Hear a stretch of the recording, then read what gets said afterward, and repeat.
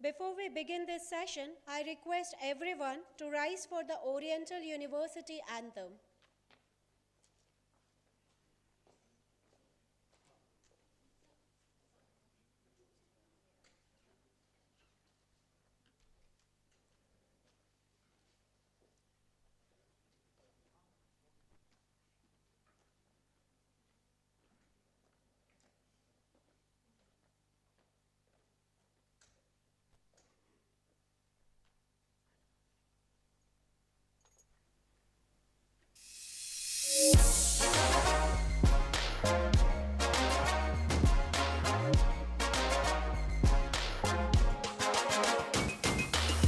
भारतवर्ष के हृदय बसा इंदौर, जहाँ ज्ञान का शिखर, जैसे एक हिमालय खड़ा हो सबसे ऊंचा अडिग अमर। विद्या की गंगा हो निकलती जैसे अमृत की धारा, उस पावन अमृत की बूंद सहेजे शिक्षा का ये घर। एक ज्ञान का सूरज उदय हुआ और ज्योतिर्मय हर हृदय हुआ। हर क्षेत्र में लहराया परचम, जो भी लक्ष्य साधा विजय हुआ। एक ज्ञान का सूरज उदय हुआ और ज्योतिर्मय हर हृदय हुआ। हर क्षेत्र में लहराया परचम, जो भी लक्ष्य साधा विजय हुआ।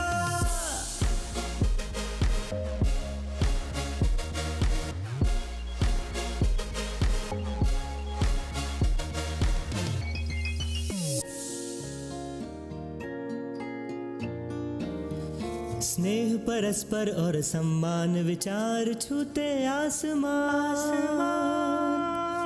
ऊंचे संस्कार जज्बा ऐसा जैसे सूर्य का तापमान। स्नेह परस्पर और सम्मान, विचार छूते आसमान। ऊंचे संस्कार और जज्बा ऐसा जैसे सूर्य का तापमान। हर क्षेत्र में आगे हैं हम और बहुत है अभी आगे जाना। न्याय, तकनीकी, कृषि, यांत्रिकी, शिक्षा, प्रबंध, औषधि विज्ञान। इस विश्वविद्यालय की गोद में हंसते और पलते हैं लाखों स्वप्न। ऐसे गुरुओं का है सानिध्य, कक्षा हो जैसे कोई जश्न। अब छूना है आकाश यहाँ की हवा में मेहनत घुली हुई। अब क्यों न करे विश्वास, क्या बाकी है मन में अब कोई प्रश्न। एक ज्ञान का सूरज उदय हुआ और ज्योतिर्मय हर हृदय हुआ। हर क्षेत्र में लहराया परचम, जो भी लक्ष्य साधा विजय हुआ। एक ज्ञान का सूरज उदय हुआ और ज्योतिर्मय हर हृदय हुआ। हर क्षेत्र में लहराया परचम, जो भी लक्ष्य साधा विजय हुआ।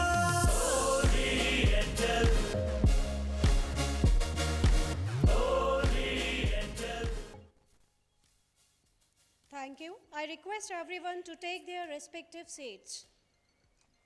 On behalf of Oriental University Indore, I, Sonal Yadav, Assistant Professor, Computer Science and Engineering, and I, Dr. Akanksha Pal, Assistant Professor, Computer Science and Engineering Department, extends a heartfelt welcome to our chief guests, keynote speakers, experts, technical session chairs, all other dignitaries, deans, heads, faculties, staff, and all the participants, both in person and online, for this momentous occasion, the 16th IEEE International Conference on Computational Intelligence and Communication Network 2024.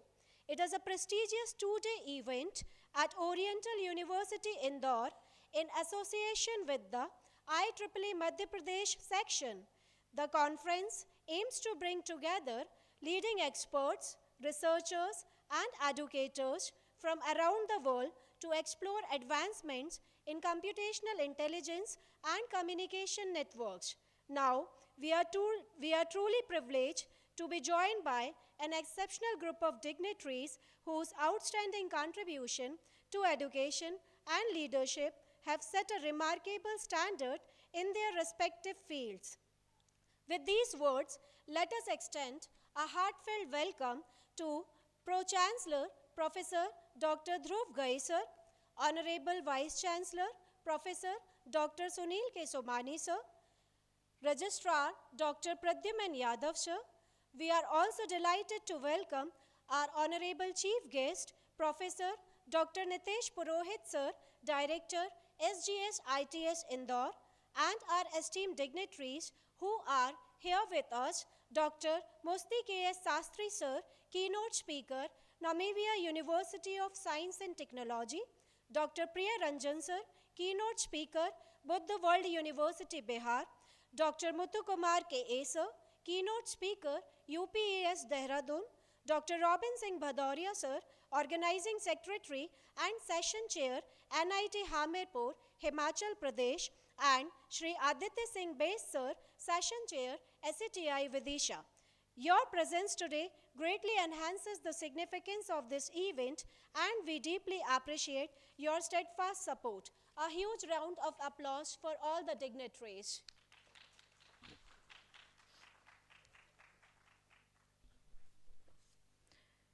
To mark the beginning of this momentous event, I warmly invite all our distinguished dignitaries and guests to join us on stage for the ceremonial lighting of the lamp. This cherished tradition symbolizes the victory of light over darkness and the enlightenment of wisdom and knowledge. I request the technical team to kindly play Saraswati Vandana.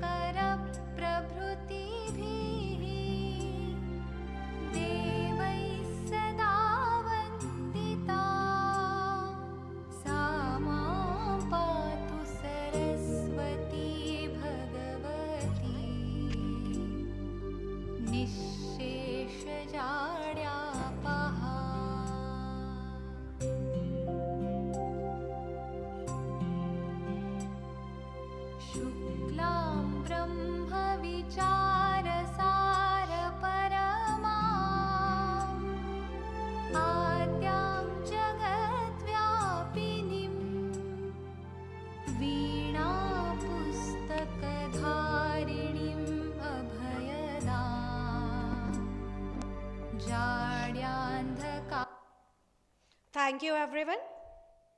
As a gesture of our heartfelt appreciation and a symbol of growth and sustainability, we are honored to present sapling to our esteemed chief guest.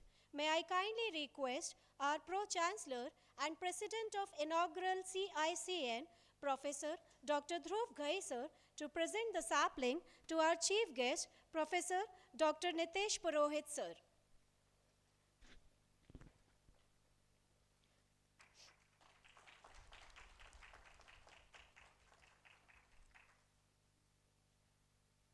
Thank you, sir. Now, I would like to invite Honorable Vice-Chancellor and Honorary Chair, IEEE CICN, Professor Dr. Sunil K. Somani, sir, to present the sapling to our keynote speaker, Dr. Musti K.S. Sastry, sir.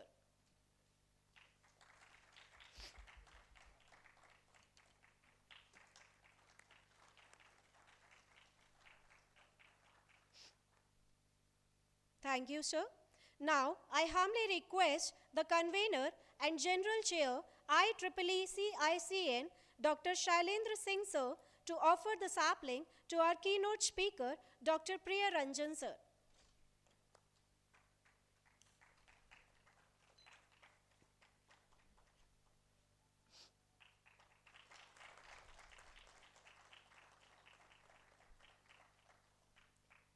Thank you, sir.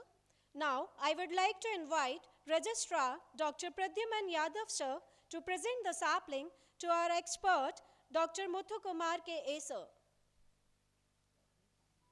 Sir, yes.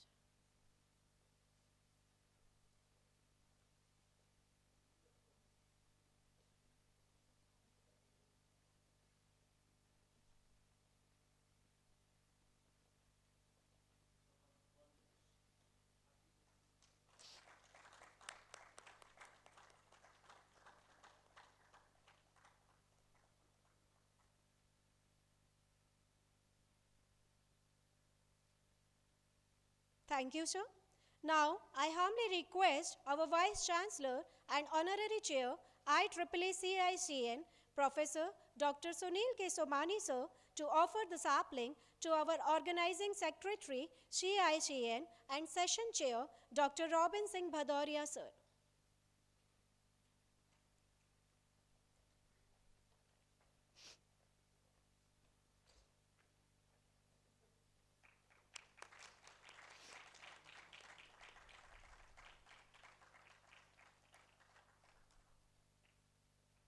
Thank you, sir.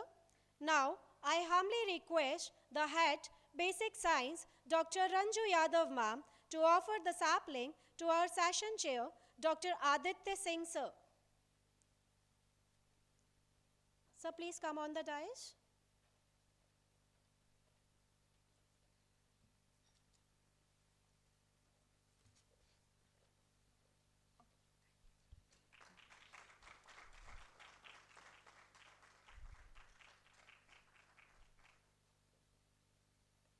Thank you, sir. May I now invite our convener and General Chair, CICN 2024, Dr. Shailendra Singh, sir, to provide an overview of the International Conference CICN 2024 and enlighten us on its significance in the context of his prestigious global event. Please.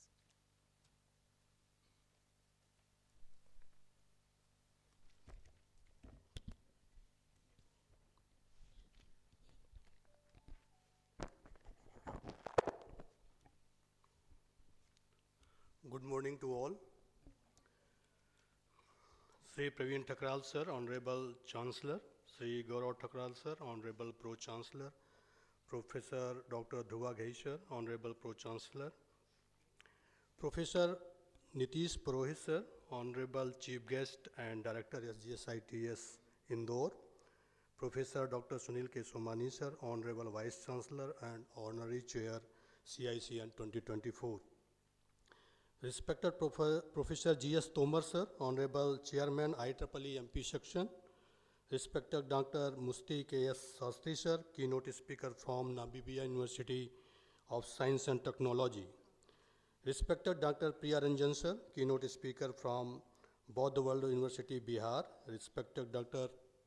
Garima Ghai ma'am, Dean Academic, respected Mrs. Sonia Thakral ma'am, Director Law, respected Dr.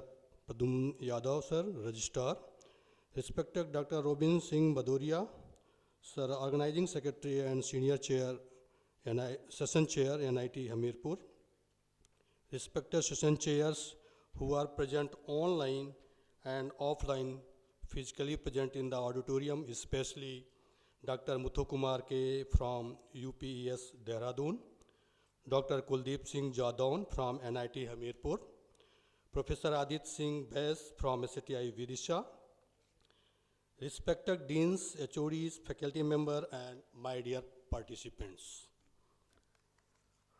Again, it is my great honor and excitement that I stand before you today to welcome you to the 16th IEEE International Conference on Computational Intelligence and Computer Network, CICN 2024, here in Oriental University, Indore. This is the momentous occasion that brings together brilliant minds from across the globe, and I am delighted to present brief of the conference, which promises to be outstanding forum for the exchange of knowledge, idea, and collaboration. The selection of receiving the process for research paper in this international conference is a rigorous and multi-step procedure designed to ensure the quality and relevance of the presented work. We took all our research papers submitted through IDEA's platform. We are pleased to announce that we received the overwhelming number of high-quality research papers in this conference. A total 908 papers were submitted by researchers from various countries like USA, Singapore, Australia, Japan, and etc.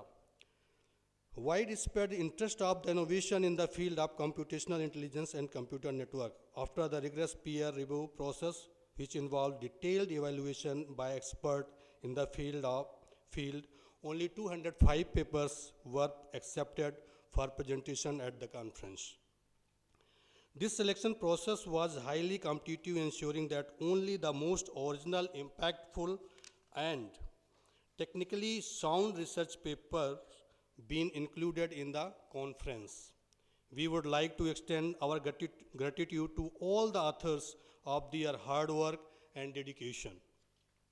Their contribution play a crucial role in advancing the knowledge and fostering the collaboration in these dynamic and rapidly evolving fields.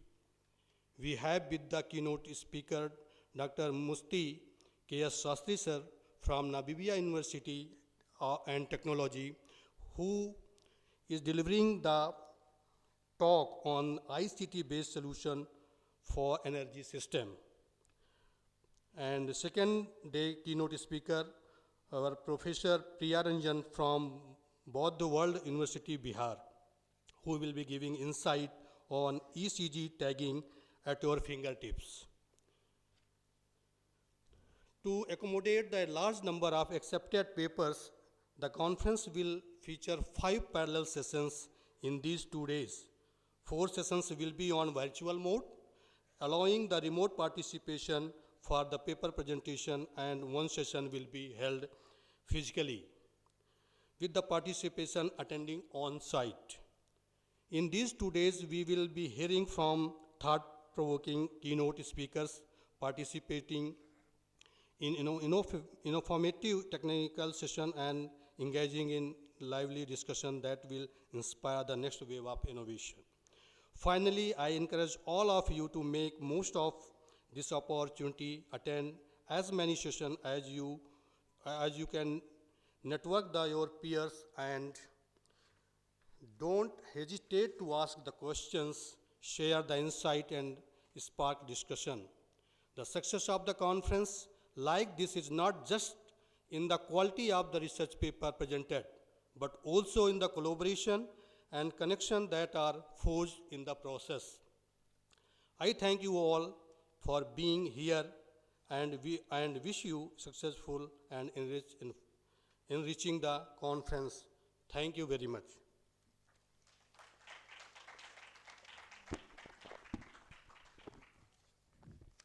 Thank you, sir, for your briefing on this conference. It is now my privilege to invite our Honorable Vice Chancellor, Oriental University, and Honorary Chair, IEEE CICN 2024, Professor Dr. Sunil K. Somani, sir, to share his insights and address the gathering, enriching this international conference with his esteemed perspectives. Sir, please.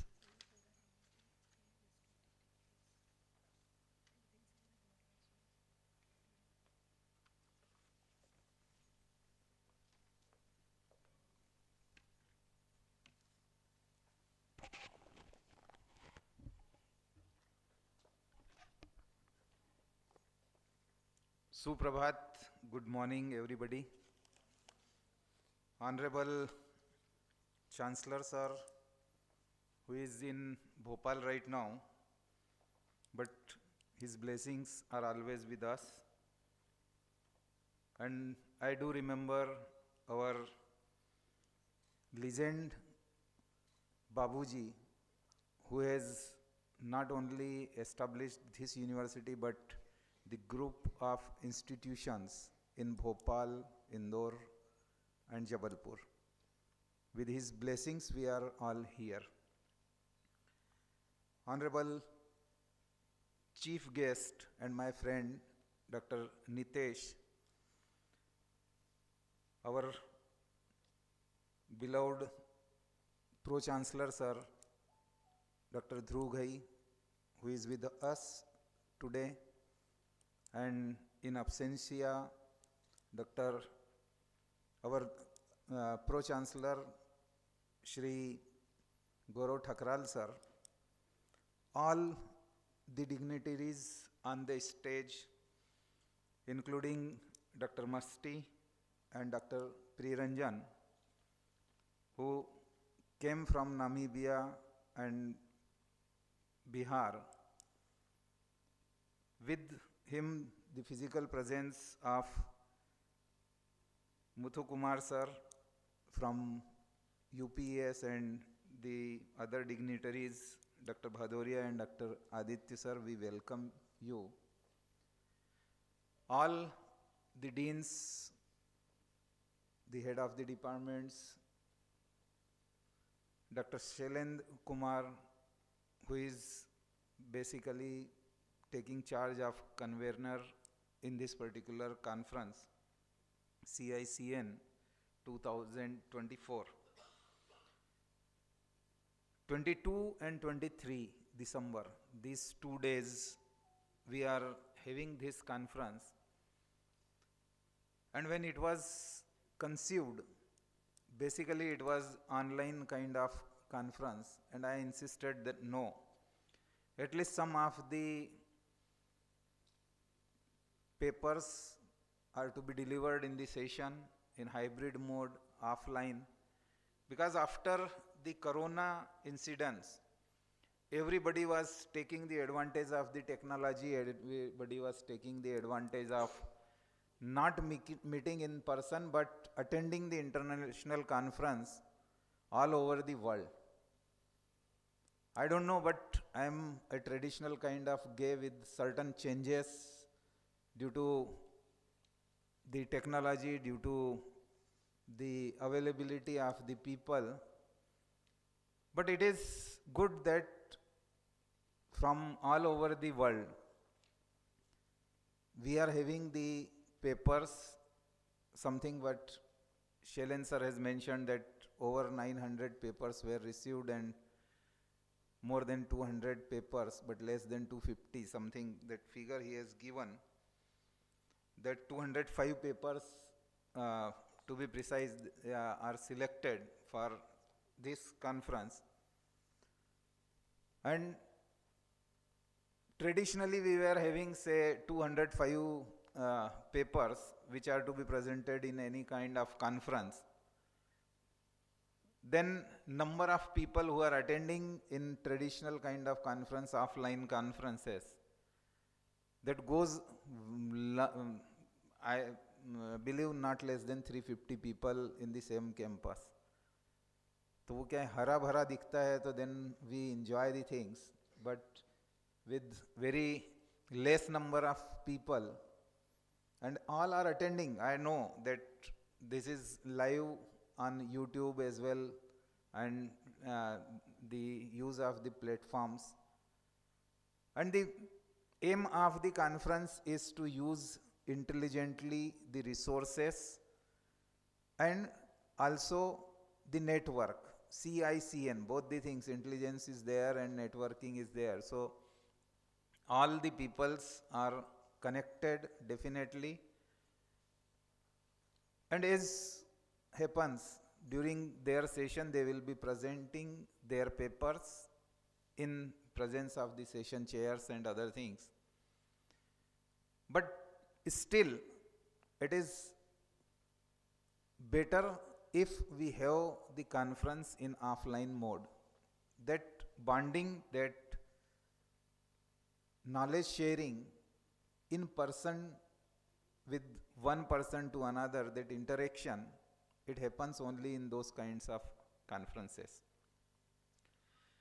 It's really great that Oriental group of institutions, which was the first of the leading professional colleges in Madhya Pradesh, when the engineering, management and other professional courses were given in hand of the public also. Earlier it was only the governmental institution, and prior to Indore, prior to Madhya Pradesh, prior to the unspoiled Madhya Pradesh, where the Chhattisgarh was the part of Madhya Pradesh, only in the southern part of the country and up to say Maharashtra also, those government has taken the initiative for opening up of the colleges under the self-finance scheme and under the private organization. Babuji has taken the lead role in establishing first institution in Bhopal, and then later Oriental University became the first private university of Indore as well. So those initiatives are taken up by the great leaders who have not only given this chance to the students who can take the studies in such kind of organization, and during that period educational institutions were not only the functioning is related with the academics, but also the research, also overall development of the students. And for promoting the research, such kinds of conferences take leading role. There are a number of professional bodies, and IEEE is one of those renowned bodies which organize quality conferences. The journal and other websites are also there. But for us, this is, I believe he has told that it is 16th conference, though it is first in Oriental University. But these kinds of meets are always helpful for the researchers to showcase what they have done, and at the same time the other attendees to get the feeling of what exactly is going around the world. I congratulate the complete organizing team led by Dr. Shailen Singh, and of course my friend Dr. Tomar, who could not come today in physically over attending this because he is having some inspection there in his own institution. But all these peoples are the brain behind organizing such kind of conferences. I am also thankful to MP Council of Science and Technology, who has supported this conference, and I believe that all the students will get the advantage, and those who are attending online in different parts of the world will also be benefited by the knowledge sharing of the people who will be presenting the papers. I am thankful to all the guests who have come from maybe Dehradun, maybe Mathura, maybe from Namibia and other parts of the country, who graced us with their physical presence in this particular campus. I believe that your stay in Oriental will be memorable, and for any help, for any need, you can always contact the organizing team. They are happy to support all the things which are required. All the best. Thank you very much. Jai Hind, Jai Bharat.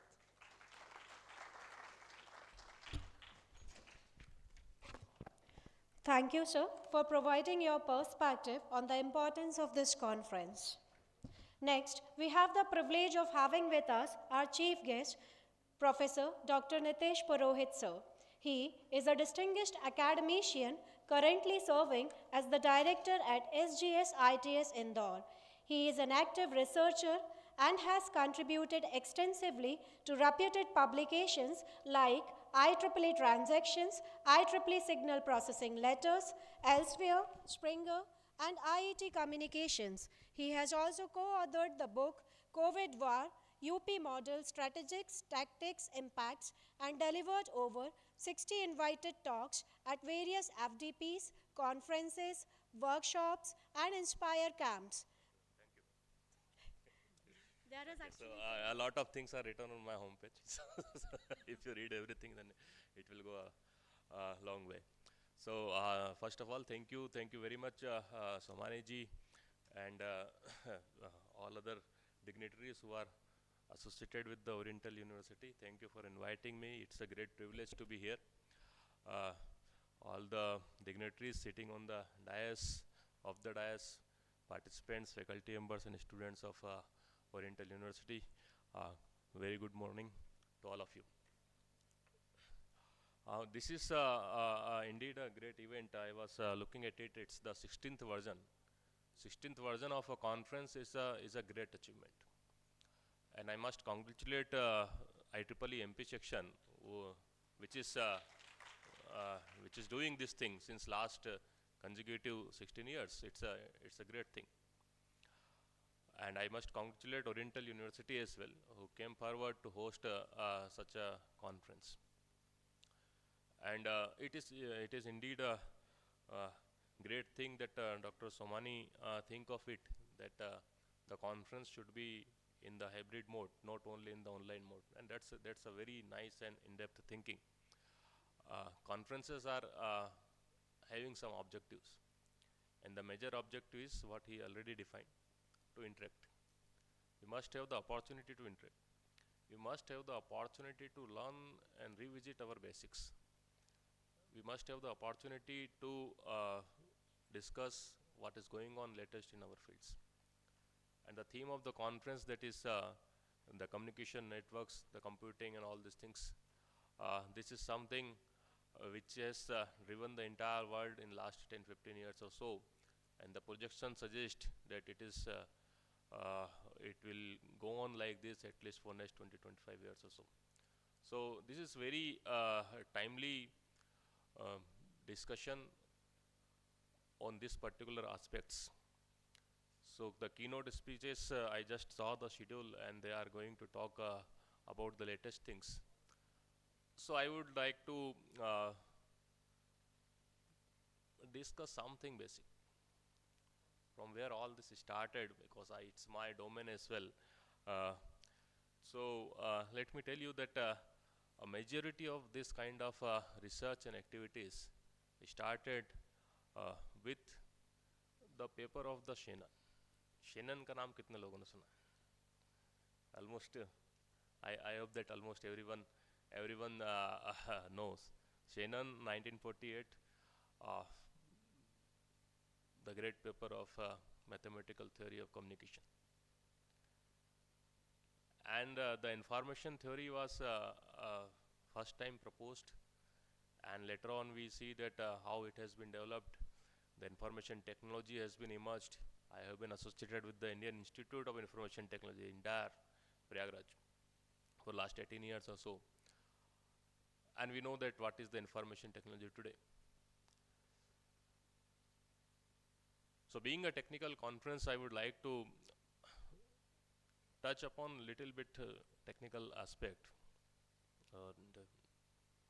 And that's it's technical, but Somani ji, aap suniyega, bada majedar hai. Administratively as well, the same thing applies. So Shannon actually in the 1948 paper suggested a theory which almost you will see the books and other things and you will find that everything is written about that particular theory. And what is more interesting, after 3-4 years or so, with Weaver, another, the first author of the paper, in 1953, another paper was published. And that paper is something which communication teachers must see and try to understand.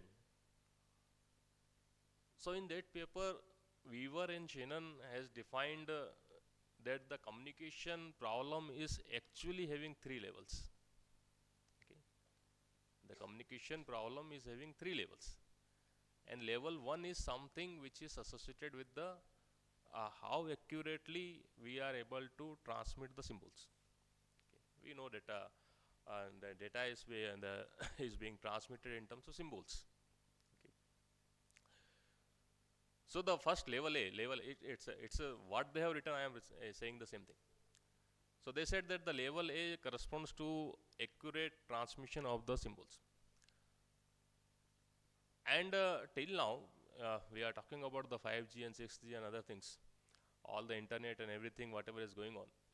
This all things are actually addressing more effectively the more effective solutions of this particular problem, how accurately we are able to transmit this. But in the same paper in the 1953 itself, they defined the other 2 levels as well.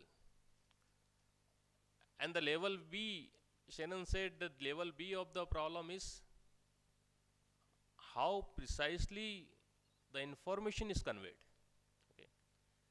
So how accurately the message was transmitted, that's the one part, level A of the problem. And the level B is how precisely the information or the meaning of the message is conveyed. That is, we are teaching to the students something in the class. So that's one part, how effectively we are communicating and it is being received. But how accurately the student is understanding the meaning of this, whatever we are saying. So there is a sentence, and you know that the sentences have multiple meanings. So it depends upon at the receiving end. So it is also very important and integral part of the communication system, which is defined as the level B problem. And the level C problem is also very important and interesting, that ultimately how effectively the conduct happened. Because ultimately why we are communicating, something is required to be done at the destination. So वो काम हुआ कि नहीं हुआ, वो भी level C की problem है, what we are doing in the administration. So that's a very important aspect, and it was suggested that when we design the communication systems, all these 3 aspects should be taken care of. Earlier people did not pay much attention to it, and we know that the entire information theory, implementation of the information theory actually get the acceleration when actually the non-clonable aspect of the communication channel does not remain valid anymore. That is, over one channel only you need to accommodate everything. That is the wireless channel. Satellite channel was there, and a lot of theory we can discuss for a long time. But the interesting part is when the need arises, then the research is appreciated. And Shannon is the best example. And whatever he said in 1948, actually the things started implementation around 1980s, 1990s. And today there is no communication system which does not follow Shannon. Everything, mobile, internet, whatever comes in your mind, it is nothing but the Shannon's contribution. The theory of the Shannon is there. And the latest machine-to-machine communication, a lot of applications are there. Actually, if you little bit go deeply, you will find that machine-to-machine communication is actually addressing all these 3 levels of problem, or at least level A and level C. Level B may or may not be. It depends upon the implementation. So my suggestion is this, that when we discuss the communication, computing, networks and all these things, we should also see that what are the theoretical frameworks, what are their utilities, and how effectively they are today. And we should we should motivate our students and the researchers that they should contribute in this particular field of networking. Networking is something which is, I'll close with one observation I read somewhere, that that your network is your net worth. And when we are saying this thing, we are not talking about the Facebook friends. So there the conference is important. If you are really serious in the technology, if you are really serious in the research, you have to have proper connections with the persons who are actually engaged in this kind of activities. And conferences are the only milling. Publishing the paper and joining the online, all this is not going to give you any benefit. So I request to all those who are joining this conference in the online mode, please, from the next time, please try to participate in the conferences. Thank you very much.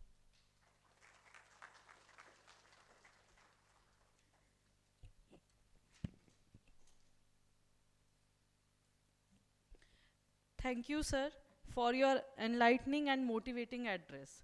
We are truly grateful for your valuable words and the wisdom you have shared with us today. Now, may I respectfully invite our esteemed Pro-Chancellor, Oriental University and President of Inaugural Function, CICN, Professor Dr. Dhruv Ghai, sir, to share his inspiring words and set the stage for this distinguished international conference. Sir, please.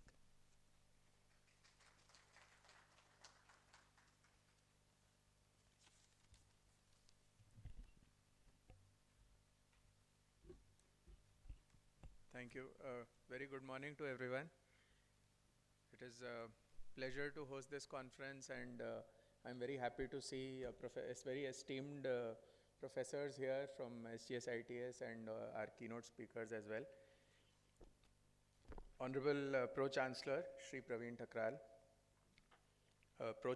Honorable Chancellor Shri Praveen Thakral, sir, Professor Dr. Sunil K. Somani, Honorable Vice Chancellor and Honorary Chair CICN 2024, Professor G.S. Tomar, Sir, Honorable Chairman IEEE MP Section, Dr. Musti K. Shastri, our keynote speaker from Namibia University of Science and Technology, Mirpur, Dr. Aditya Singh Bais from SITI Vidisha, all the session chairs who are present here, Dr. Shailin Singh, our convener and organizer of this conference, Registrar Dr. Pradyum Yadav, all the deans, HODs, faculty members, participants, volunteers.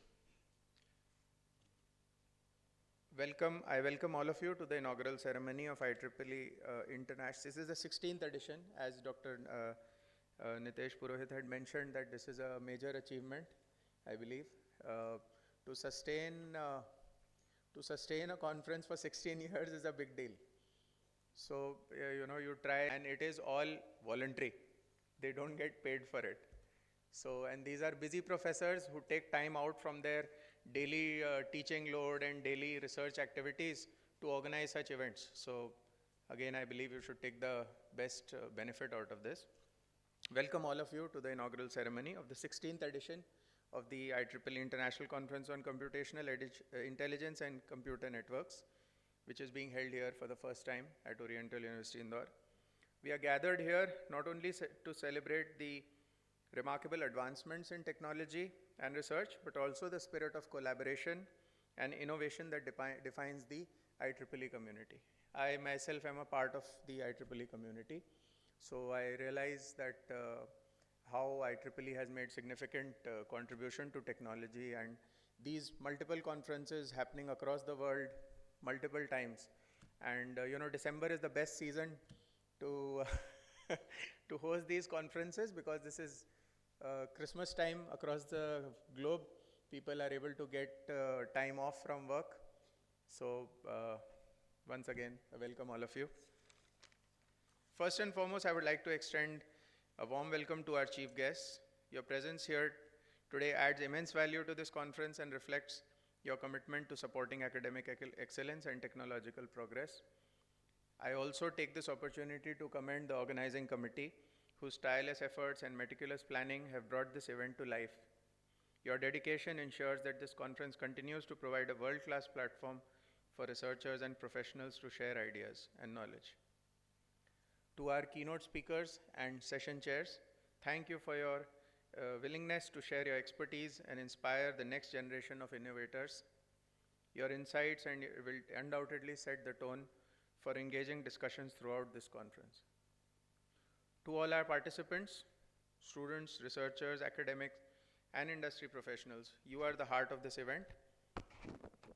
The diversity of perspectives you bring is what makes this conference a vibrant forum for learning, networking, and discovery.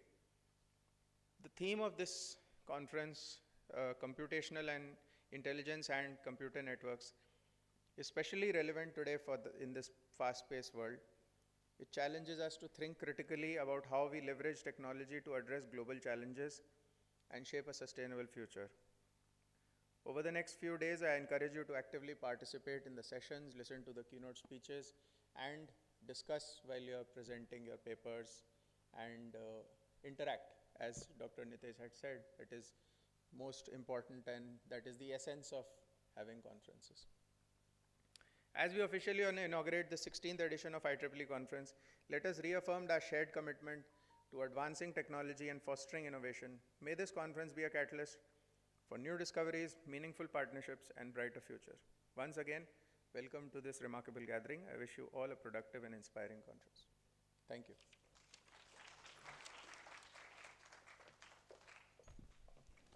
Thank you, sir, for setting the stage for what promises to be a remarkable international conference. Now, I would be honored to invite our Pro-Chancellor and President of Inaugural CICN, Professor Dr. Dhruv Ghai, sir, to present a memento to our esteemed chief guest, Professor Dr. Nitesh Purohit, sir, as a symbol of our sincere appreciation and gratitude.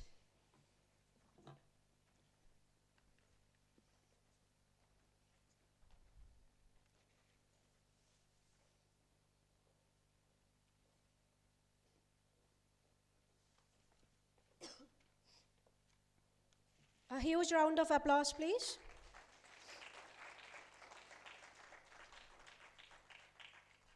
Thank you, sir. I would now be privileged to invite our Honorable Vice Chancellor and Honorary Chair, IEEE ICN, Professor Dr. Sunil K. Somani, sir, to come forward and present a memento to our keynote speaker, Professor Dr. Musti K.S. Sastry, sir, as a gesture of our heartfelt recognition and thanks.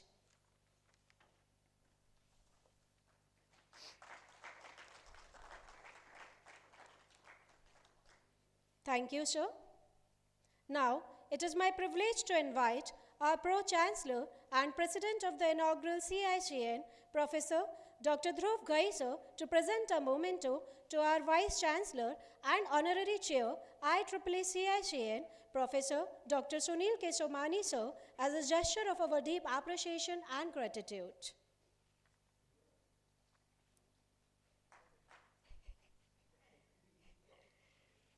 Thank you, sir. I would now be privileged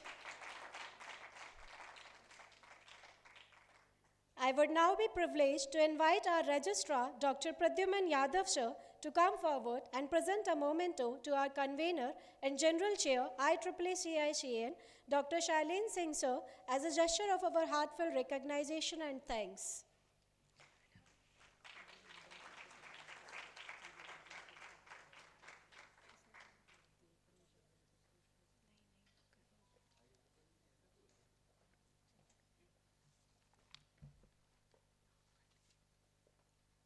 Thank you, sir. I request all the dignitaries to take their respective seats.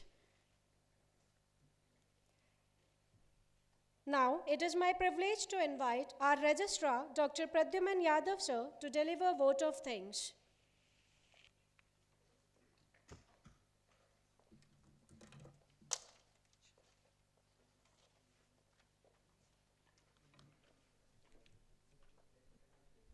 नमस्कार, A very good morning to all of you.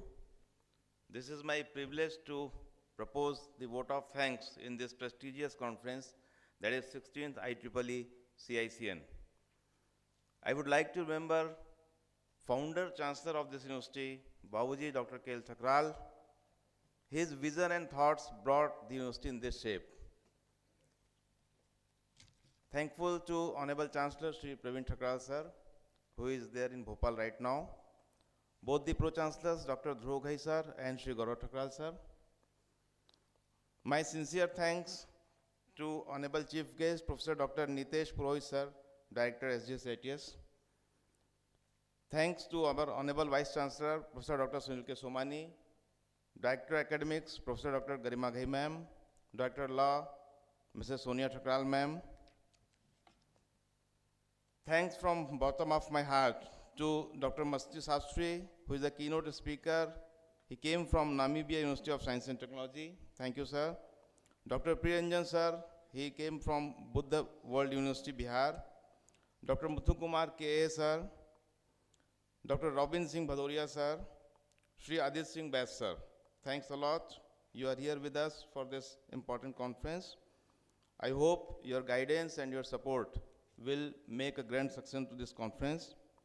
I am thankful to Kuldeep Singh Jadon Sahab and Dr. Tomar, who is right now physically present, not present here, but he is with us in online mode, as well as their guidance and support from long back is there to make this conference success. Thanks to Dr. Shailen Singh, who is the convener of this conference, sir's team, Dr. Atul, Dr. Pakiza, Dr. Megha, all the committee members, all the volunteers, all staff who are directly or indirectly helped and support to make success this conference, thankful to those. I am thankful to media, whether it is print or social media persons, because of them only we are here and we are able to know the schedule and all the things about the conference. Last but not least, I am thankful to pillar of this conference, the participants.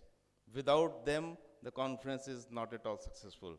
So I hope in next 2 days, you will not only enjoy, but receive meaningful things from here, and hope that will be a very good thing for the society, technology, and mankind. Thank you very much. Good day. Thank you, sir, for your valuable word of thanks. We will now take a short tea break. Please feel free to refresh yourself, and we will reconvey within 5 minutes because of shortage of time. So everyone please come back after taking tea break within 5 minutes for our next keynote speaker session. Thank you everyone.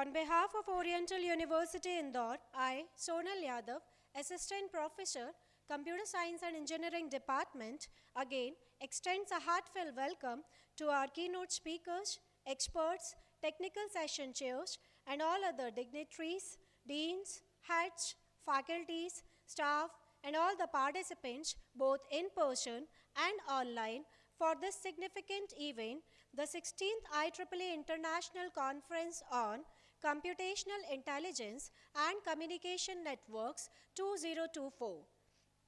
Now, I welcome our respected keynote speaker, Professor Musti K.S. Sastry Sir, Namibia University of Science and Technology. Sir is an accomplished academician and researcher with a rich background in electrical engineering, energy system, and soft computing. Currently, he serves as an associate professor at the Namibia University of Science and Technology, where he teaches courses in energy economics, renewable energies, and research methods. His professional career spans diverse roles, including serving as a lecturer at NIT Wrangell, Assistant General Manager at Global Energy Consulting Engineers in Hyderabad, and a lecturer at the University of West Indies. Sir has a profound interest in both core and multidisciplinary research with specific focus areas in big data, data visualization, energy system, and soft computing. His academic influence extends internationally, having served as a visiting professor at several prestigious institutions across the world, including ESI, GELEC, Graduate School of Engineering, Rouen, France, Sofia, Japan, University of Tarabo, Puerto Rico, and KL University, India. He has contributed significantly to global academic standards, serving on the IEEE ABAT accreditation panel, where he visited various universities as part of the accreditation process. He is a senior member of IEEE USA, a member of IET UK, and a registered engineer in Canada and Trinidad and Tobago. Additionally, he is a life member of IE India. With his extensive academic and professional experience, Sir continues to be an impactful figure in the fields of energy systems, soft computing, and data-driven technologies. His work bridges the gap between core engineering principles and interdisciplinary research, making him a respected leader in both academic and industry circles. With this introduction, I would like to call Professor Dr. Musti K.S. Sastry Sir to share his knowledge and expertise on ICT-based solutions for energy system among us all. A huge round of applause for Sir. Sir, please.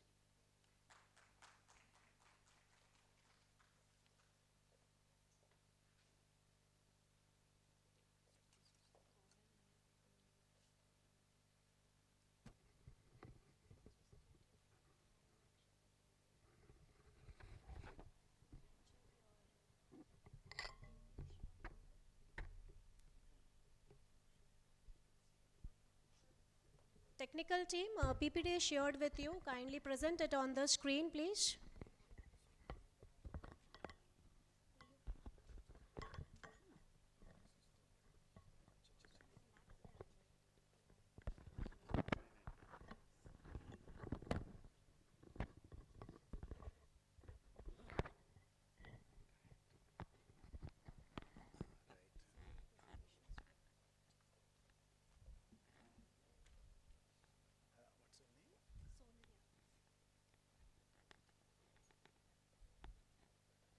Thank you.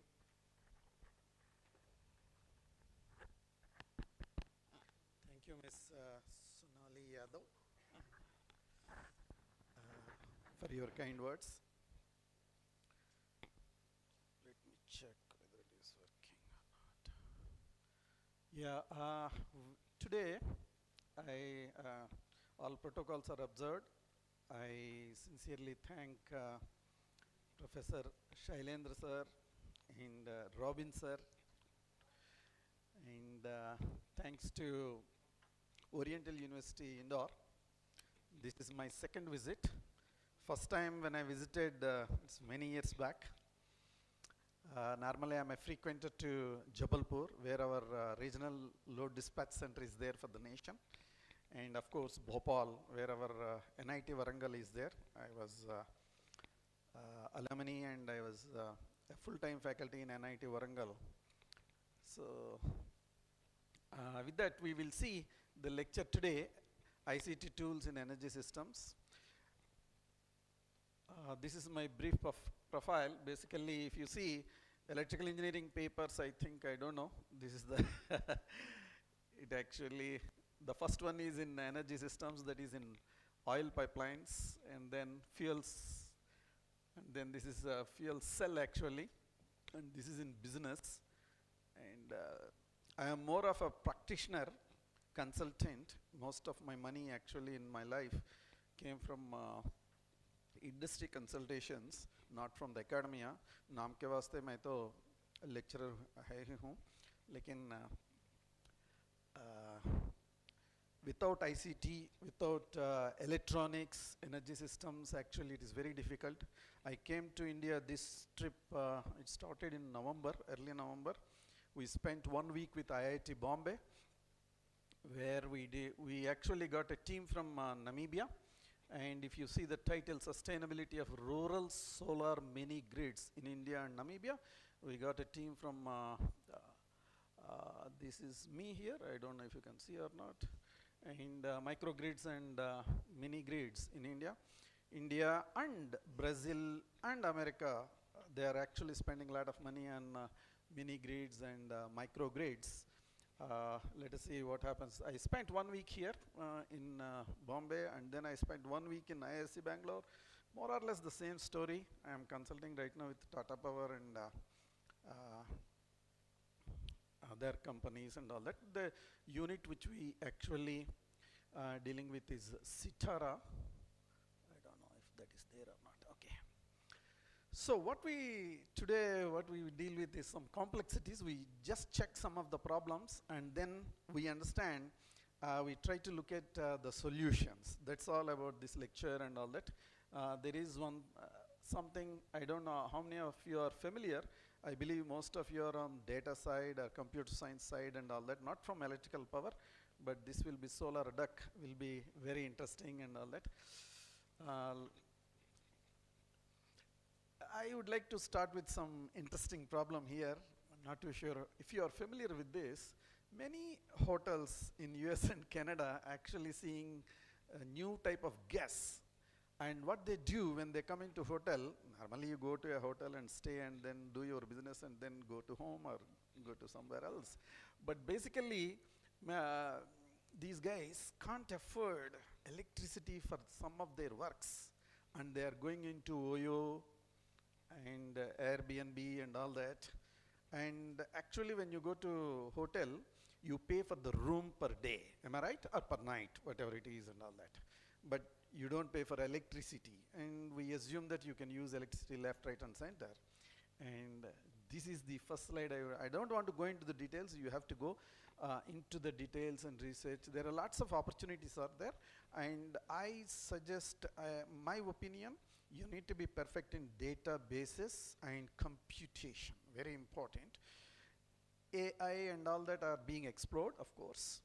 So you need to, this is a kind of a bird's view of the big problem and all that. I will just quickly put some problems first. South Africa actually, load shedding is very common. South Africa is the America for Africa. It is one of the countries in 90 countries in African continent. And they are really having lots of problems. Last 5 years, they are not doing well, but they export 70% of Namibian power comes from South Africa. 70% of food, 70% of electricity comes from South Africa, and they don't have power. Because they need money and foreign exchange and all that, they supply to Namibia, and they actually manage with whatever they have. That is the situation. there are lots of reasons are there why it is, they are trying to get better right now. And see rolling blackouts and all that. This is 2022 article and this is 2024 article and all that. Finally say goodbye. That means it takes 2 years, not 2 years, about 6 to 7 years and all that if you get into the problem. And then UK, I'm bringing this problem from UK. Well, UK is not doing well at all, It's a very serious problem. UK is dangerously unprepared for future, and this is not a world story, this is new story. You need to find in UK, there is a committee, formal committee appointed by government. They count number of deaths in winter every year. Every year. So that's also a kind of, this is a news actually, 5,000 UK deaths caused by cold last winter and all that. The number may not be exact. But you see, this is the official committee in 2021. England and Wales statistical, they actually release the bulletins. How many mortality means number of deaths and all that. You may wonder why a country like UK cannot prevent these deaths. Don't they have electricity? What's happening? Now we come to Sri Lanka. I don't want to go into the details. You need to find, if you are a researcher and all that, you need to find, well, Sri Lanka is in kind of doldrums and all that. They have not handled their country very well. And country is debt-ridden. Their power companies are completely bankrupt and all that. There are street protests and all that. Actually, the president had to flee the country in the last minute. When the protesters are coming onto the streets and to his palace, the president was forced to flee the country. If anybody messes with the energy sector without information, underline the word information. That information should come out of proper calculations, and calculations should be based on factual data. So actually the problem becomes more of computer science, not really electrical engineering. Seriously, I don't want to mention one thing because I like this lady. I don't know how many of you know the previous Prime Minister. I momentarily forgot her name. She worked all her life to get into Prime Minister position in UK. At the end she became. She did not last for 3 weeks. The first thing that she signed is the power bill. And she's a specialist in economics and energy. Most of you do not know the previous Vice Chancellor, Ms. Merkel, Her Excellency Merkel in Germany. She is also a nuclear physicist, energy specialist. But why a lady of that stature, she lost power? She struggled. She actually told, I will be the Prime Minister, and she got there, and still, that is the story and all that. So it is not easy. It is a lot of complex things and all that. This is the Prime Minister. I think he is forced to, flee the country and all that. Good Lord, some grace is there. He could get back. And you know the recent story. You know what happened? Whatever it is and all that, Bangladesh problems and protests and all that, it is to deal with, it starts with power, electrical power, and ends with electrical power. A lot of number of industries are transitioning into India and all that. It will have a long-term impact on Bangladesh and all that. Now you may say, why you are talking about all the problems? We are in India.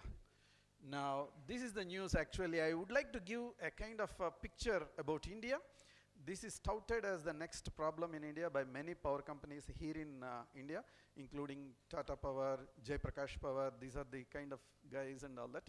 If you look at, you go to Screener, any data provider like Screener, Trendline and all that, you see the power companies, you can see them in one place, all having a lot of debt. Debt means they are on loans. They're actually, you're getting the energy based on loans. You need to understand that. So most of the discoms, Madhya Pradesh has actually highest number of discoms and all that, and it is the kind of heart of the dispatch in nation and all that. So this is the debt actually. They are sitting on a lot of, I don't know when they can pay and all that. So basically what happens, let us get into some kind of understanding. We have seen the problems. This is power engineering problem. But how ICT actually, we are now looking for only ICT solutions because they are very practicable. Now let us understand. Now India actually imports power. Do you know that? Indian electricity is not completely from India. India imports power from Nepal and Bhutan. I don't know how many of you know that. So this is written in journal by me, one of my publications. We also import energy, and we have our own electricity and independent power producers. There are a number of power producers in India. They invested in the energy sector. The investment is growing, but they're not getting the returns. And consumer demand, nobody knows when it will change and all that. And energy, and you know, many of you have solar power panels and all that, you know the story and all that. So the thing gets little complicated. Modern energy grids look like this.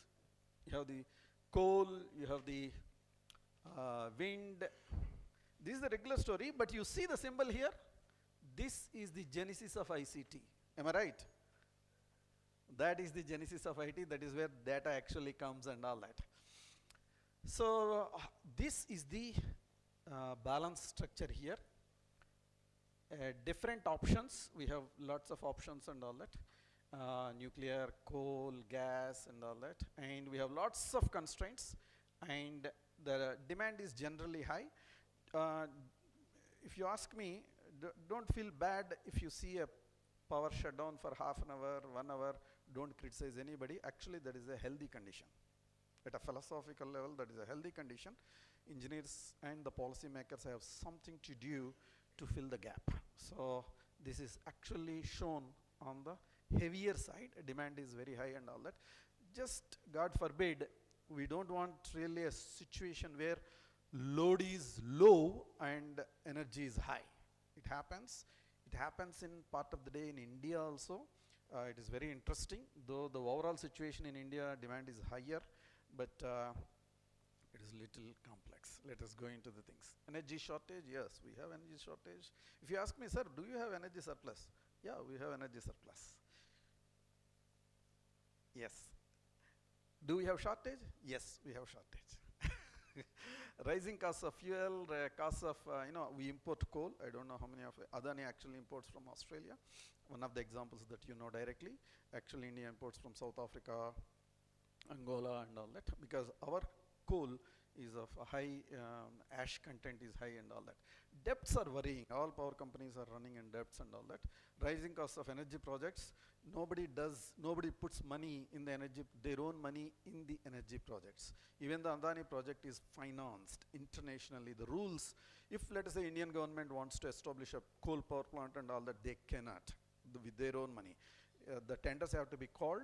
Investors normally sought from the international, through international projects and all that, okay? The political scenarios and all that. This is ESI, means electricity supply industry, okay? So this is what I want to project actually. You know the GENCOs, you know very well the word GENCOs, they supply, they sell, they produce and sell. This is the commodity generation. They sell to electricity transmission, lot of metering and computation is here. Seriously. And transcos, these are transcos, they sell power to discos, you know that. Madhya Pradesh has both, all the three and all that. And of course they sell to the customers and all that. Now this happens 24/7. Engineers, there is no problem, deficit and all that. You see electricity everywhere without interruption. So this cycle, electricity, flow of electricity from the generation to the customers, it happens. But the reverse, the cash, does not happen.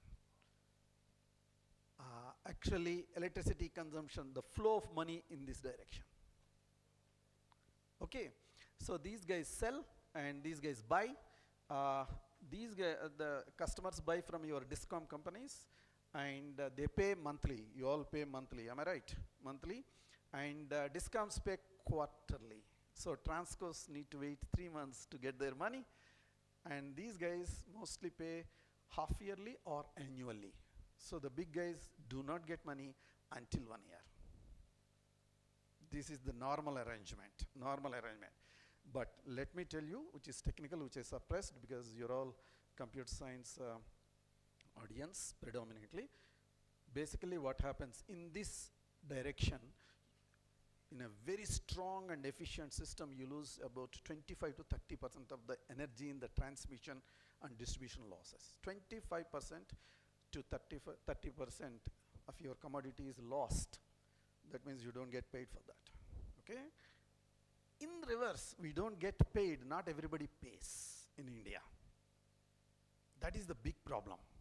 And the political problems, first 100 units free, 300 units free, for this community free, that community free.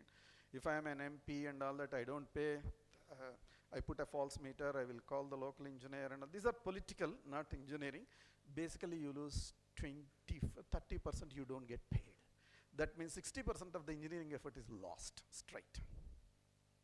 These are called commercial and technical losses, which are very known, very well known. Nothing to do with the competition and all that. That's a problem that needs to be solved. Now, that is where ICT does wonders. So, these are kind of, explained already. Now, people think, many people, including politicians, many engineers and some professionals and all that, they tout solar power as this solution and wind and all that. Solar power is cheaper, no doubt. The costs are coming down. The Indian manufacturers and Chinese manufacturers and the Japanese, they are competing with each other.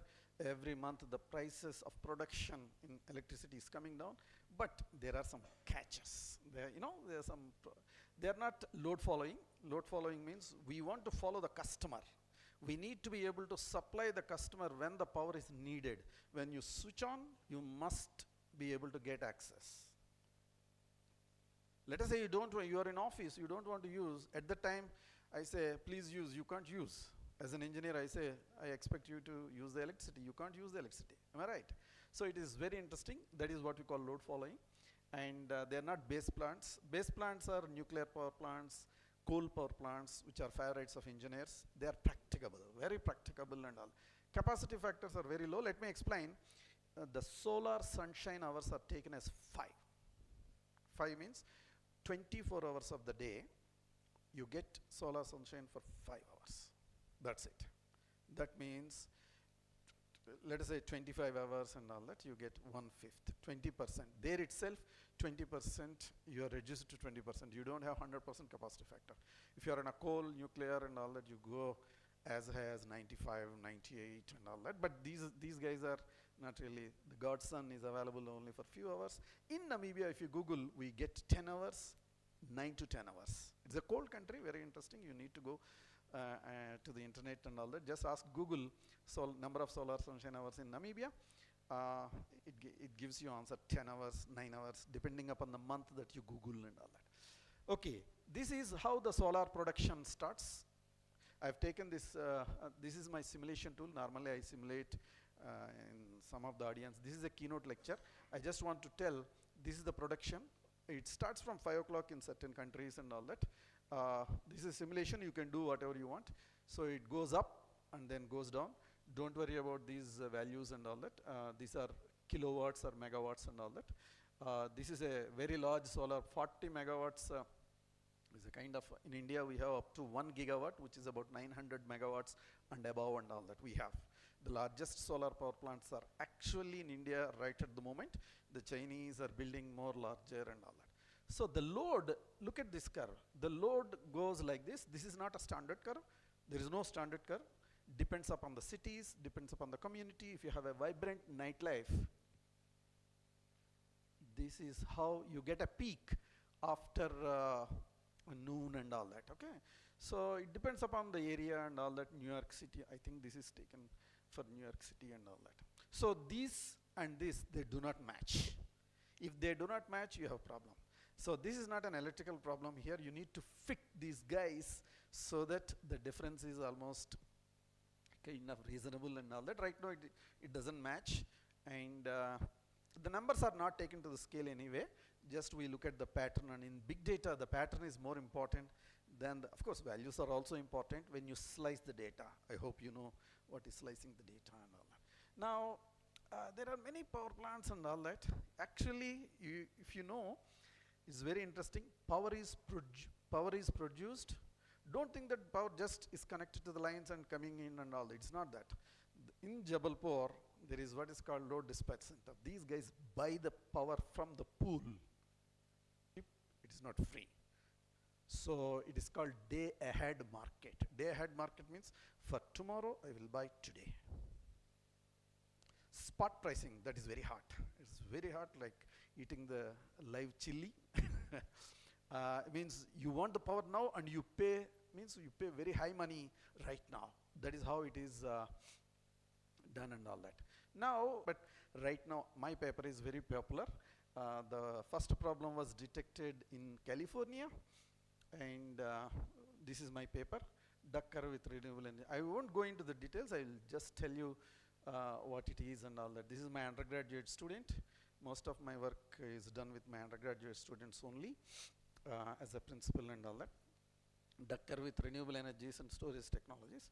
So basically what it is, what happens if you keep on adding solar, as we see right now in India, many companies are investing in solar energy and all that. These guys today, this year 10 companies, next year 20 companies, next year 30 companies. They keep on adding. Nice, you know, people are investing. Not one person is witnessing this guy. When you see on the screen a duck-like pattern, you are in a difficult spot at that. So what is this basically? Because we need to balance two curves, we subtract one from another. This is the net load. Basically, simply net load means generation minus the load. Generation minus the load, or load minus generation we take over the years. Look at this. The red line is like this and all that. There is load, but more solar is added. The line is coming down because it is getting negative. Am I right? By 2020, they added so much of solar power, it went into negative. The load went into negative. You won't believe. Most engineers and all that, they don't believe. But if you see the x-axis, it is number of hours. It is not over the year. It talks about a day. In the midday, because you have excess solar generation, the net load is negative. That is what the duck curve is all about. There is a lot of research that is done and all that. And that means computations have to be done on an hourly basis, half-hourly basis and all that. We do every 5 minutes. 5 minutes. So this is actually the CAISO, means California Independent System Operator. They are very private, private organization, and they are one of the expert. They have years of expertise and all that. Now, sir, okay, होने दो, negative हो गया तो क्या हो गया? Problem क्या है? That is the problem. When you have the load negative, that means you don't have the load. Generation is there. You have plenty food. People are not hungry. That is the situation. You have to cut down your production momentarily. Otherwise, what happens is that the excess generation will drive the other running generators into motoring, and you have other complexities in the system. You have to cut down to match reasonable levels, both load and generator. Now the question is, you have a nuclear power plant, you have a coal power plant, you have solar power plant and all that. Who you ask to cut at that point? Solar guys are very green, you know, they don't pollute, they're cheap, they're nice, they don't make any noise and all that. They look very benign and all that. But when you are, and the investors in the solar side, number of investors are actually there in India, they get a call at 11 o'clock. Pull off your circuit breakers now. Bam, done, that's it. That is the protocol.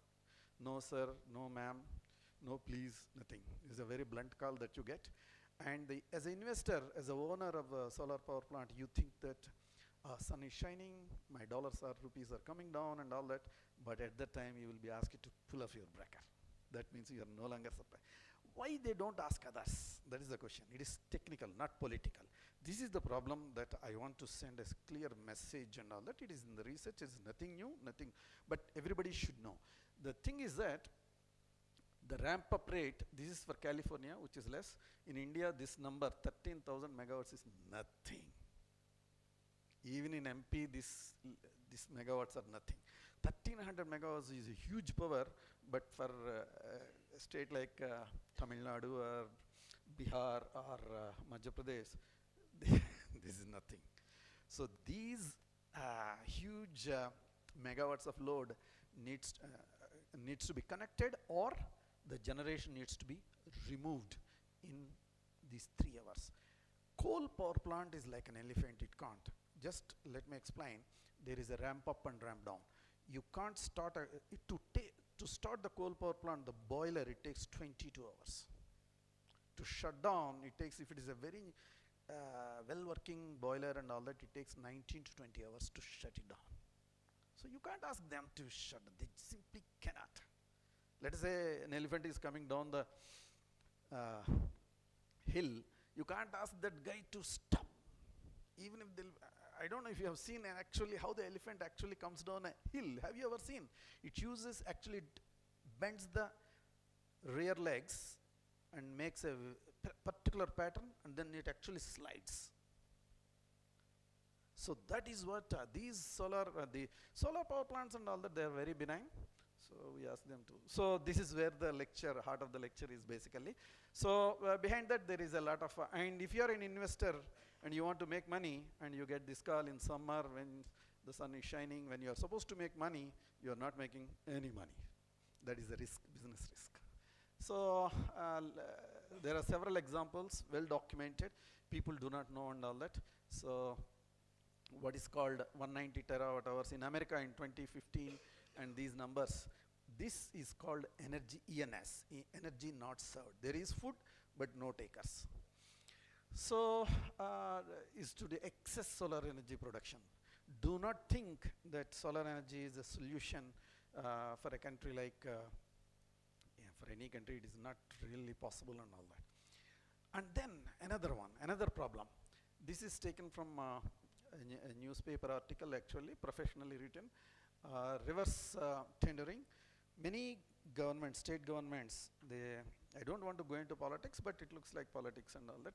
Every 2 years and all that, what they do is that we are announcing, okay, you started this year, next year another investor started, they're all running nicely, but government suddenly announces what is called reverse auction.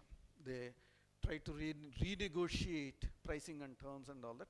This actually pushed many, actually politicians were also victims in India. There are well documented facts and all that, so they lose money. We actually get a contract with you about 7 rupees this year, and after 2 years, no. Government changes, or the same government, they ask you to come back, let us negotiate, and oh, you are paying 7 rupees. No, we are paying too much money. We want to renegotiate at 4 rupees. The computation originally you have done is based on 7 rupees for 25 years. Because of reverse sectioning, your computations are just of no use. So think about these things and all that. Now, if you are an engineer, with this risk, with the solar deck, how do you calculate your risk and how do you price your energy? That is the question, actual research question, if you want. So no bidders, government extends deadline of solar tenders. This happened in 2018. This is in India. Many people argue, normally whenever we travel in conferences, no, in India it doesn't happen. No, it happened actually. People are not coming to participate in tenders and all that.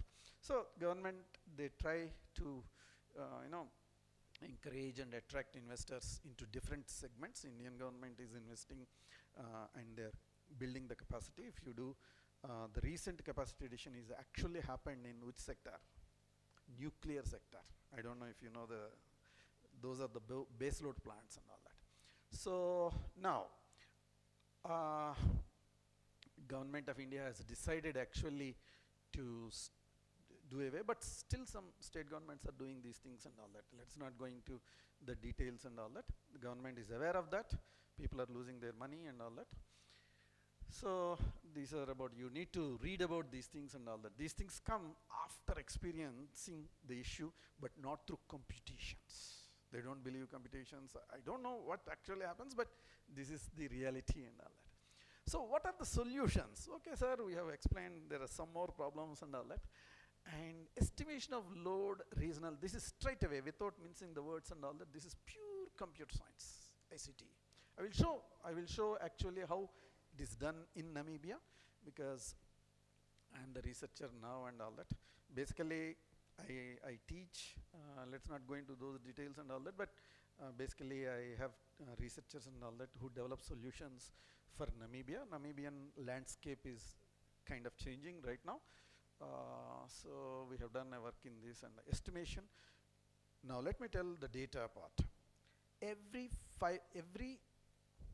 half a minute or minute, the data comes from systems, SCADA, or now we have IIoT and all that.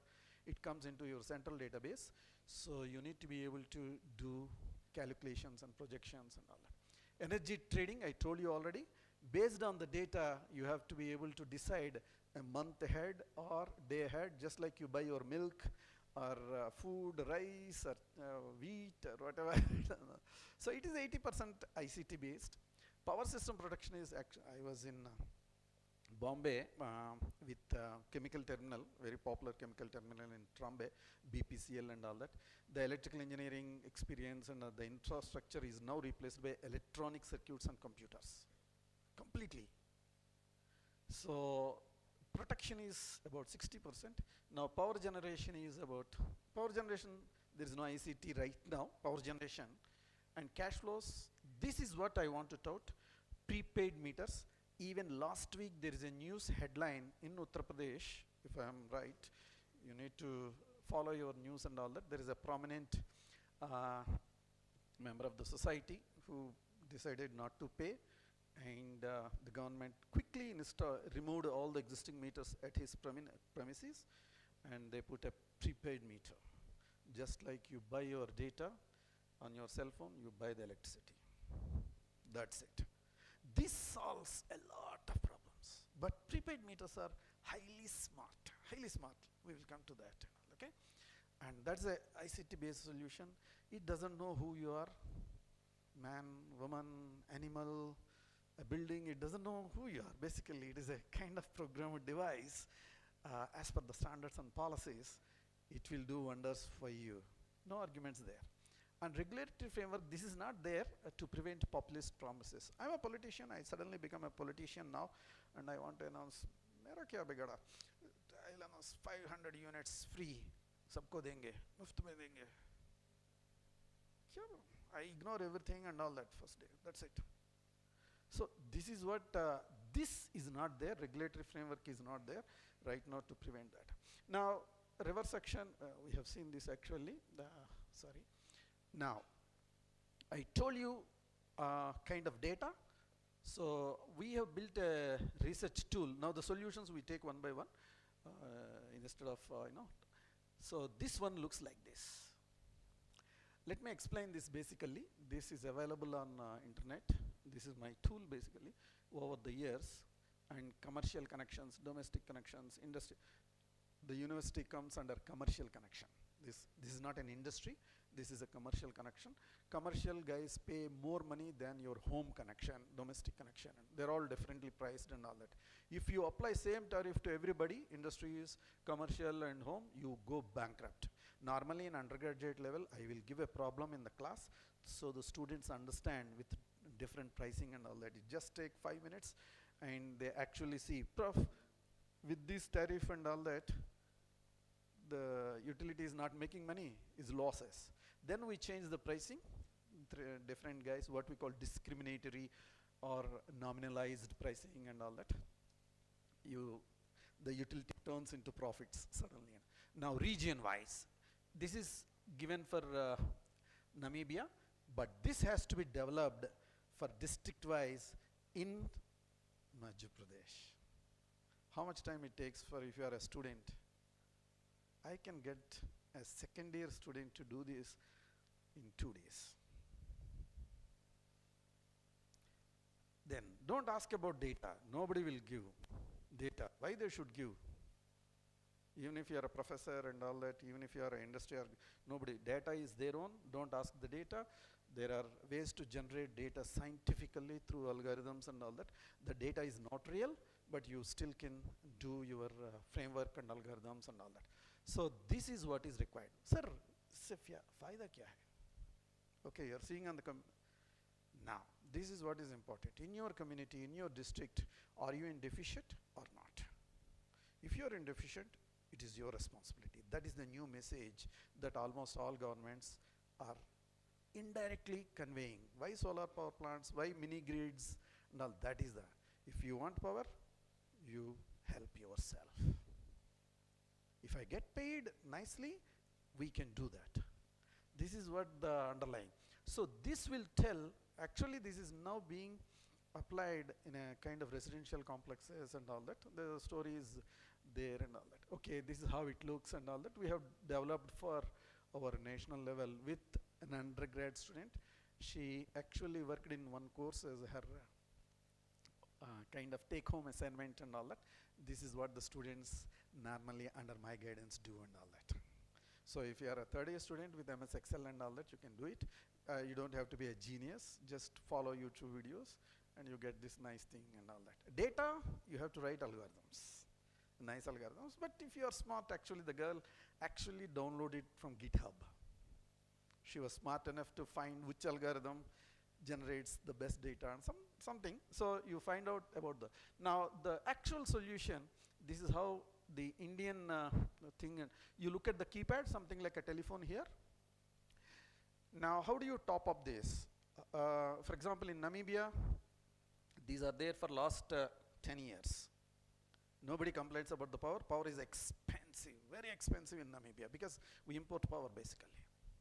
So basically, if you have a cell phone with mobile banking and all that, you can do something and it will be deducted from your bank account and you get a code, and that code you put in, you punch with the numbers and you get electricity.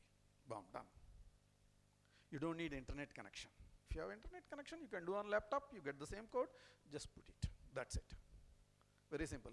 If you don't have mobile phone, if you don't have a computer, and you're just a new guy and you rented an apartment, but it comes with a prepaid meter, go into any gas station. Gas stations are the cultural hubs in many countries.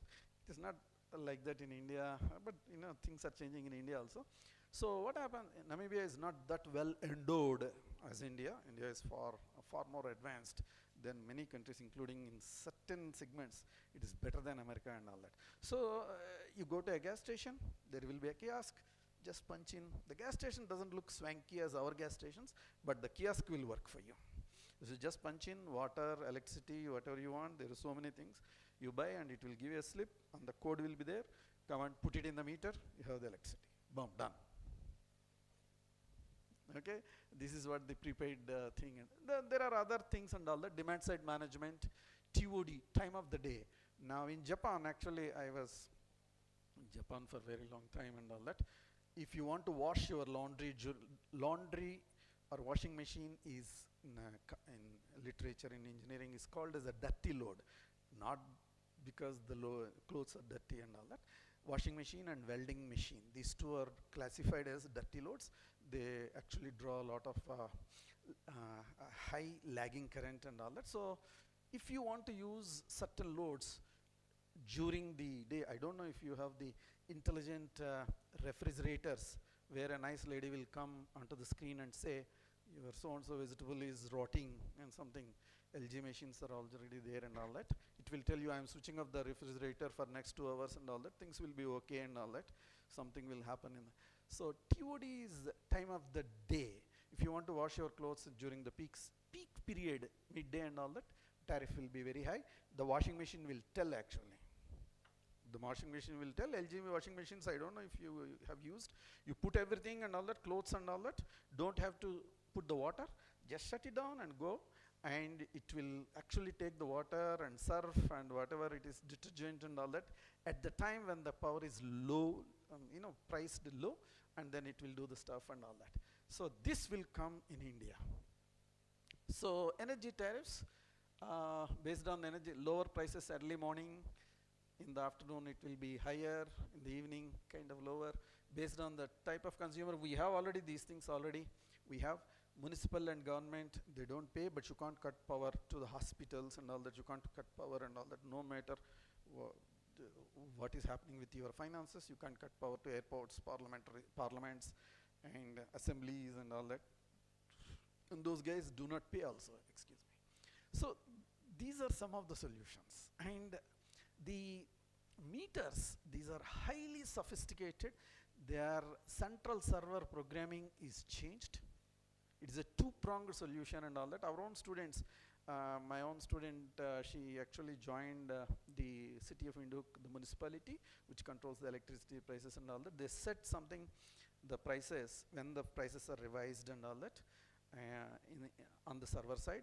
And the lady actually, my student, now the intern in city of Induk, she came to my home and she actually checks. She puts from her mobile some money, which is the government given mobile, and some money, and she will test whether it is actually programmed or not, and if there is any tampering by the resident, people tamper and all. That is what has happened in Uttar Pradesh. That is, I think last week the incident happened and all that.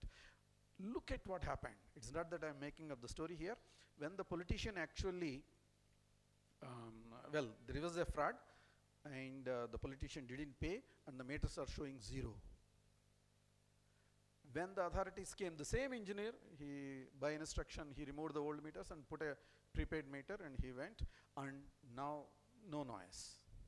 The politician didn't make any noise, and they are consuming more than 7 kilowatts. 7 kilowatts means normally you guys consume 2 to 3 kilowatts at the best. If you have a large home, you consume about 3.5 kilowatts, not more than that.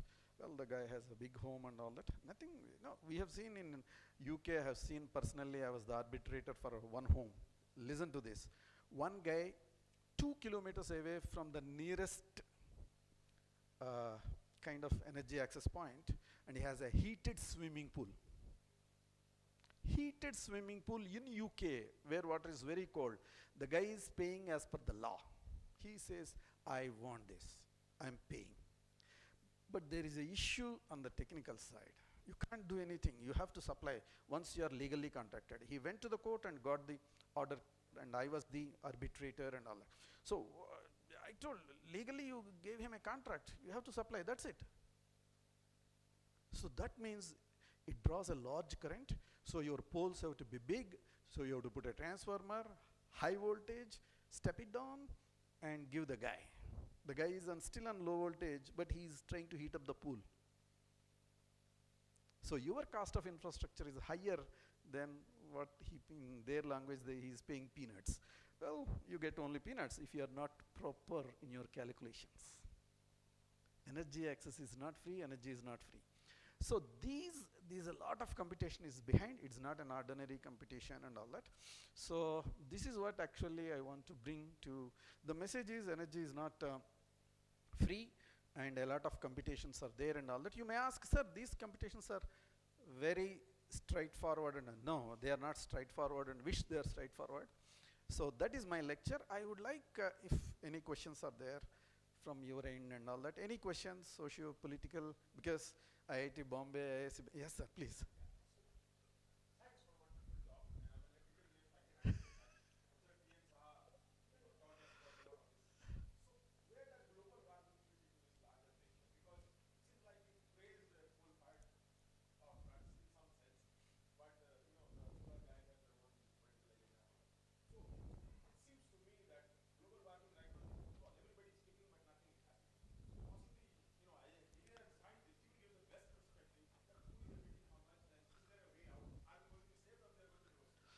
Yeah, global warming is a phenomena. I don't want to go into the details and all that. Let us take the question as technically as possible and also mix the recent responses. And I would like to quote our Modi ji and also the President of Guyana.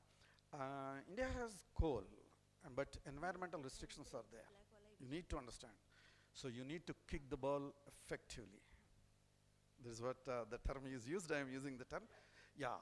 Effectively means, if you observe Pradhan Mantri ji, what he has spoken recently, he told we are not polluting, we are not the polluting guys, we are only doing 4%. So we have the right now. I'm trying to answer the question from the courts and all that. Very recent, you're only polluting by 4%. We have lot of margin. We can actually burn our coal, burn our oil and all that. We can still do that. Technically, legally, no issues in India. That's one thing. I'm not talking about environment yet. If you see Guyana, one of the poorest countries in the world and all that, and it used to be, now it is very rich country. It is called second, if you Google second Dubai in the world, you get Guyana, Georgetown. I'm going to Guyana next year. So actually my friend is now Vice Chancellor there and all that. My boss, earlier boss, I worked in that area for Caribbean for 16 years and all that. So what happens is that in Guyana also, the BBC interviewer actually kind of confronted, sir, you're exploring your oil, what is the impact of environment?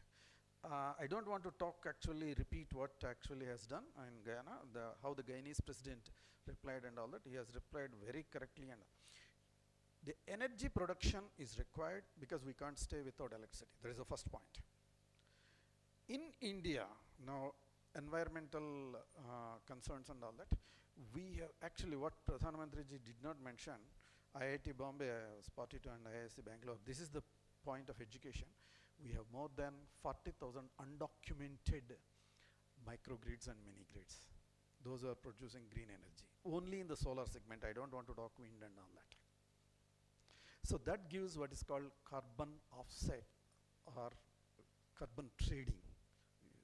We are of course producing a kind of energy that is determinant to the environment, but we are also producing, part of our energy is met because we are signatory at the international level. In Paris Climate Treaty, we are signatory. Modi ji at the time went with full blast and without fear we signed, and actually our estimates, I believe, we excelled as a national. Documented mini grids and all that in India, it is different. It is not happening like other parts of the world and all that. If you put up a mini grid and all that, after 5 years and all that, 6 years, you are forced to connect to the grid. A Kambevali business, Bizli, that is what they call in rural Kambevali. So you want to connect to that, which means the grids are growing. They're not really strong enough to be connected. There are issues, but there is a work that is happening. Everybody is trying at that is what you solve your own problems. Well, I put up this grid, now it is growing, I want to connect, what I have to do? I need this, I need this. Government is not helping you. As a person, you are training yourself. That is you are flexing your own muscles and all that. That should happen. Otherwise, we cannot really, cash flows are not there and all that. Environmental damage will be there, sir, as long as if we stop producing the electricity, only 20% of the damage, because electricity sector contributes to 20% of the carbon emissions and all that. So that is the short answer. Sorry, long answer. Any other questions? Anything general, technical? We follow the field very closely. I'm a paid consultant. I actually, my apologies, I couldn't remember the female Prime Minister. Sorry, but you need to look at these things and all that. A lot of calculations are behind. Computer scientists and electronic scientists are, yeah, please.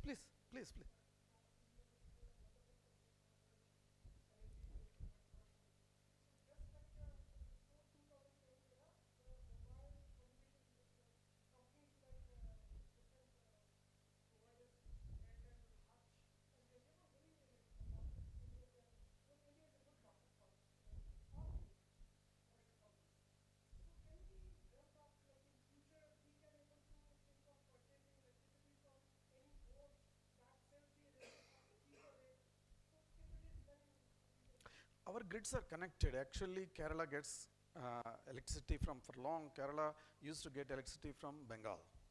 They are connected already, but it is very common right now. Energy can be traded as a cryptocurrency, is traded across the nations. But India is far ahead. China is far ahead in these segments. It is there, but these are happening at a kind of level, and India is playing the game very well. The reason is, if you Google largest solar power plants in the world, they're actually there. So if you, as a representative of India, if you go and all that, you can say, no, we are doing very well, we have these power, look at them, our power plant. And I have actually written one more part. The floating on the water bodies, India has the first largest floating power plant on in the world and all that. Now every country is, of course, we are not the first to start, but Russia, actually, Russian story is different. They actually have small subs. They have the nuclear power plants. So the sub actually comes to a city where power is required. It comes up, shh, the lights will come on. Very beautiful and all that.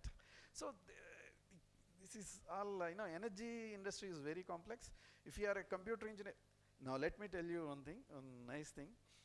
I was working on a power consultancy project, and my team lead is a 27-year-old female. We have worked and all that. I reduced my, I'm not a team lead, I'm a domain consultant as a participant and all that. After kind of I did my part and all that, I asked her, what is your background, where you studied and all that. She told, I'm not a power engineer. I do not know anything about electricity. I'm a computer science specialist from Mysore and from a private college actually. She has 4 years of experience in Infosys and plus, and she doesn't have a master's degree. She actually carrying the second baby, so she doesn't have job, she can't do, and from home she is sitting and coordinating all the domain specialists. All the year I was thinking that she is a hardcore power systems engineer, very good in ICT. Yeah, I have only respect for her right through and all. Then I said, I scratched my head like this and all that. Hey, kya ho raha hai? At this age, this is what the market is right now. This is what the market is right now. There are two things. Is it that I have to kind of console myself? Oh, doesn't have any work sitting in the home, so she's bright and doing. Or a computer engineer is doing better than a power engineer. And all that. How do you interpret this? This is the market today. This is the market, and she did like a champion. The way she used the Studio Eclipse, you should know, I don't know if you know the Hadoop and Eclipse, marvelous. I thought I am the, we consultants, we always carry chips on our shoulders, what we say, oh, ye sab bhi ho sakta hai kya? That is what. This is what the market is and all that. The data science is endless, like it is infinity and all that. So guys, you need to come on to really, into the market and all that. The markets are very vibrant for data scientists and engineers and all that, whatever the faculty and all that. Okay? Thank you very much. On behalf of everyone present, I, Dr. Anju Yadav, would like to express our heartfelt gratitude to our esteemed keynote speaker, Professor Dr. M.K.S. Shastri sir, for sharing their invaluable insights and expertise with us today. Your thought-provoking address will not only enrich this conference, but has also inspired all of us to explore new frontiers in our respective fields. We are truly honored by your presence and deeply appreciate the time and effort you dedicated to making this event memorable and impactful one. Your word will undoubtedly resonate with us long after this session. Thank you once again for your inspiring contribution, and thank you to all the dignitaries, organizers, and participants. Thank you very much.